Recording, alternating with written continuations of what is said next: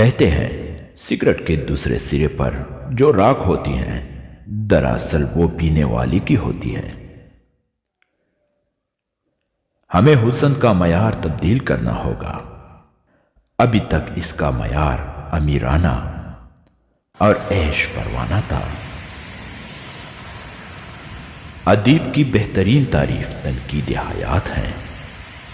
ادب کو ہماری زندگی پر تبصرہ کرنا چاہیے۔ جو چیز مسرت بخش نہیں ہو سکتی وہ حسین نہیں ہو سکتی۔ جو معاشرہ اپنے آپ کو جاننا نہیں چاہتا وہ ادیب کو کیسے جانے گا؟ جنہیں اپنے ضمیر کی آواز سنائی نہیں دیتی انہیں ادیب کی آواز بھی سنائی نہیں دے سکتی۔ آج کا لکھنے والا غالب اور میر نہیں بن سکتا۔ وہ شاعرانہ عظمت اور مقبولیت اس کا مقدر نہیں ہے، اس لیے کہ وہ ایک بہرے گنگے اندھے معاشرے میں پیدا ہوا ہے۔ ہر حسین چیز انسان کے دل میں اپنی اکت پیدا کر دیتی ہے، خواہ انسان غیر تربیت یافتہ ہی کیوں نہ ہو۔ قوموں کو جنگیں تباہی نہیں کرتی، قومیں اس وقت تباہ ہوتی ہیں جب جنگ کے مقاصد بدل جاتے ہیں۔